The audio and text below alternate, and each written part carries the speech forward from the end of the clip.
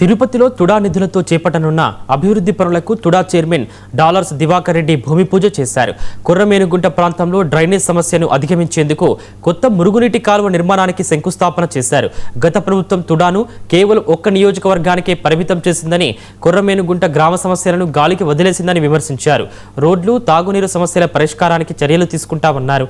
కూటమి ప్రభుత్వంలో అన్ని ప్రాంతాల అభివృద్ధికి తుడా కట్టుబడి ఉంటుందని స్పష్టం చేశారు.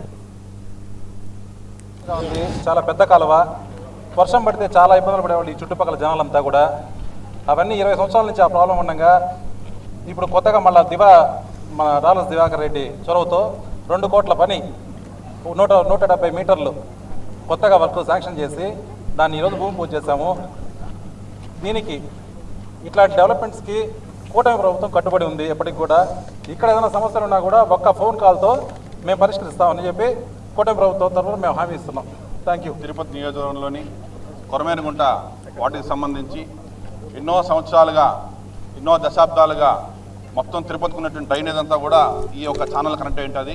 ఈ ఛానల్ని గత ప్రభుత్వంలో ఉన్నటువంటి నాయకులు ఎవరు కూడా పట్టించుకోకుండా కేవలం వాళ్ళకి లాభాల కోసం మాత్రమే పనిచేసుకుంటూ వెళ్ళారు. కానీ మా ఎన్డీఏ కూటమి వచ్చిన తర్వాత ఇక్కడ ఉన్నటువంటి స్థానిక కూటమి నాయకులు పులగోలు మురళి గారు అండ్ మన టీడీపీ లీడర్లు అందరూ కూడా వచ్చి నాకు రిప్రజెంటేషన్ ఇచ్చిన వెంటనే తిరుపతి ఇన్ఛార్జ్ అయినటువంటి జేబీ సీను గారు వెంటనే దీన్ని చేయాలని చెప్పిన తర్వాత దీన్ని వార్ ఫుటింగ్స్ పైన దీన్ని టెండర్ పిలిచి మొత్తం సుమారు 180 మీటర్లు మొత్తం ఆర్సీసీ పర్మనెంట్ డ్రైన్ కూడా మనం ఈరోజు భూమి పూజ చేయడం జరిగింది. అదేవిధంగా దానికి ఈస్టర్న్ సైడ్లో 210 మీటర్లు కంటిన్యూషన్ ఉంటుంది. ఇదైన వెంటనే సెకండ్ ఫేజ్లో ఆ 210 మీటర్స్ కూడా చేసి అది కంప్లీట్ చేస్తాము.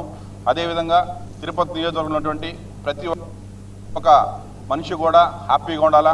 తాగునీటి కావచ్చు, డ్రైన్స్ కావచ్చు, రోడ్స్ కావచ్చు, ఎలక్ట్రిసిటీ కావచ్చు, ఇవన్నీ ముఖ్యం కాబట్టి ఇవన్నింటినీ కూడా ఎక్కడ చిన్న లోపం లేకుండా మనం 100% చేస్తాము. చాలా ఇబ్బందిగా ఉంది, చాలా పెద్ద కాలువ, వర్షం పడితే చాలా ఇబ్బందులు పడేవాళ్ళు ఈ చుట్టుపక్కల జనాలంతా కూడా.